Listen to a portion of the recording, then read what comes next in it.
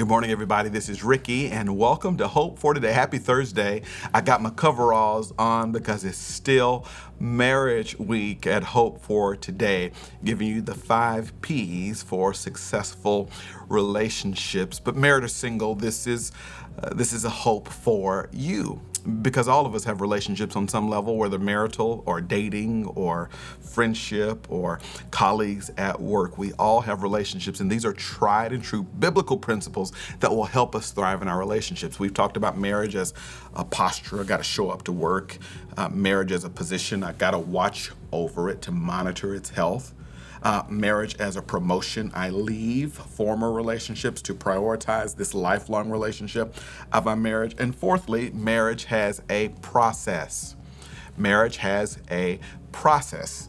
Genesis chapter 2, verse 24, once again, therefore a man shall leave his father and mother and hold fast to his wife, and they shall become one flesh. Now, in the old King James, it was the word for hold fast. It was the word cleave. It is the Hebrew word dabak. Dabak. When we carry the word dabak over to the New Testament, Jesus uses this word, and in the Greek it means glue.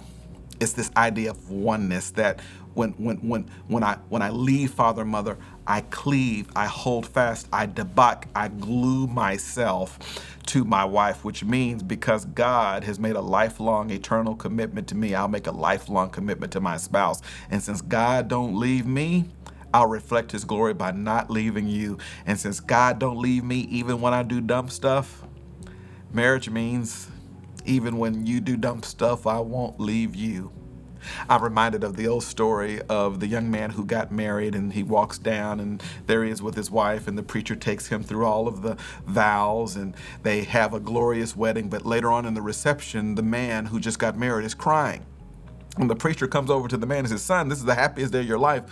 Why are you crying? He said, well, I thought I was going to have 16 wives. And the preacher's like, how in the world did you get the idea that you're supposed to have 16 wives? You got the one wife you're in love with. And he says, well, you said it. You said 4 better, 4 worse, 4 richer, 4 poor. Do you get it? Okay, it's a terrible joke. I get that. But the whole idea is that the preacher is trying to say, no. It's not about other joys. It's about the one joy. It's not about other opportunities, it's about the one opportunity. God wants you to hold fast. And so Jesus says you ought to be glued to your spouse. And the idea with this envelope is that it's got glue and it's stuck together. And the only way it breaks, that if you do break it, it'll permanently disfigure it forever. So God says, trust me and lean into my power to be one and to stay one till death do you part. This is hard. This is not easy. And a lot of us have failed at this, or we've been injustice by this because someone was not willing to stay. And I get that pain.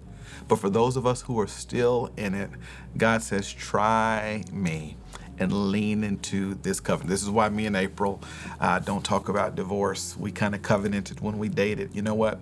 Even if you do something crazy, I'm going to stay with you. Even if I do something crazy, you're going to stay with me. Even if you do something crazy a lot, because we realize it's not about us. It's about a God who stuck to us through thick and thin. So in my marriage, me and April never even mentioned the word divorce.